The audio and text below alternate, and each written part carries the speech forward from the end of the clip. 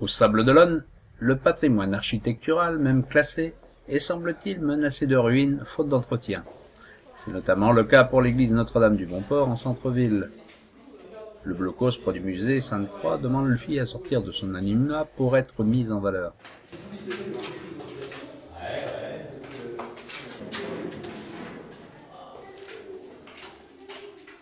Aussi, le 21 mai, la Ville des Sables et la Fondation du patrimoine ont-elles signé une convention permettant d'organiser 2 souscriptions publiques afin de collecter des fonds auprès des particuliers et des entreprises et abonder ainsi en partie le budget des 2 projets.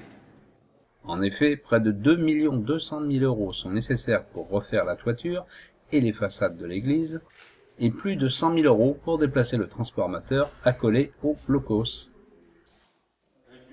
L'occasion pour Didier Gallo de démontrer, une nouvelle fois, qu'il est grand amateur d'histoire, fût-elle militaire. Sur l'architecture militaire, je peux éventuellement vous parler de celle du XIIIe au XVe siècle dans les Côtes d'Armor, mais du blocos en général. Oui, le moineau, l'ancêtre du blocos, c'est le moineau qui a descendu les défenses qui se faisaient par le haut des tours et des murailles et des courtines, et le moineau lié à l'artillerie, ben c'est déjà un blocos. Mais là, c'est vraiment un lieu magique, sans parler de guerre ou d'autre chose. C'est vraiment un lieu où j'emmènerai mes petits-enfants, non pas pour leur faire peur, mais